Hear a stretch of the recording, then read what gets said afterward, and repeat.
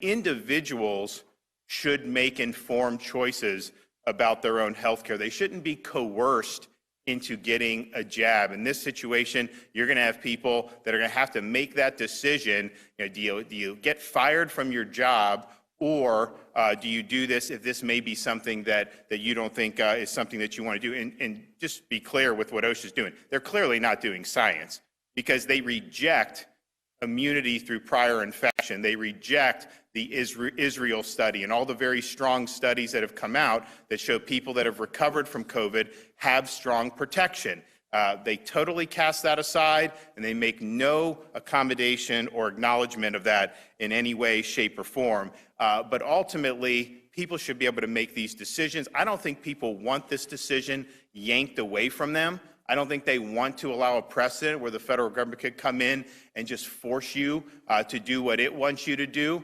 And make no mistake about it, those individuals who have gone through a normal vaccination series for COVID, you will be determined to be unvaccinated very soon. They will do that. They are going to tell you you're unvaccinated and you have to get a booster. Otherwise, you could potentially face loss of employment or other types of penalties. So that is going to happen. They're not putting that in the rule, but they're already asking for feedback on how to do this going forward. So this is just the tip of the iceberg. It's going to get more restrictive. There's going to be more power brought to bear going forward if we don't stand up now and fight back. I just think people are so sick of constantly being bossed around, restricted, mandated, all these different things.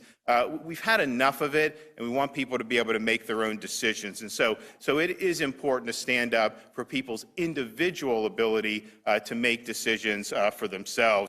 I also think it's just the constitutionality is very significant, the individual freedom very significant, but put those even aside, what's the practical result of this? The practical result of this is going to exacerbate a lot of the existing problems that we're seeing with the economy, particularly as it relates to the supply chain, the ability to get goods to market. This is not going to help the inflation that we've seen in the economy. I can tell you that is definitely not going to help making sure that the shelves are stocked in stores around this country. If you just take a very small fraction of, say, truckers, and that they lose their jobs as a result of this, that is going to be catastrophic, and you're going to see ripple effects throughout the entire economy.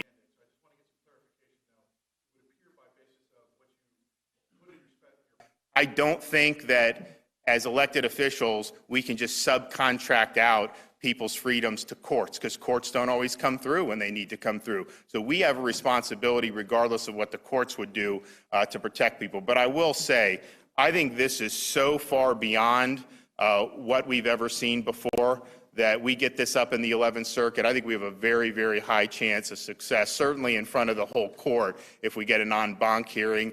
Of course, as you get these panels, it determines what kind of judge you get. You may get different, but I think ultimately we will. I think they'll win in the 5th Circuit. I think we're also seeing challenges in the 6th and the 8th. And I would anticipate that. And I think you're going to see a lot of adverse rulings on this. And it will eventually go to the U.S. Supreme Court. I think that's clear.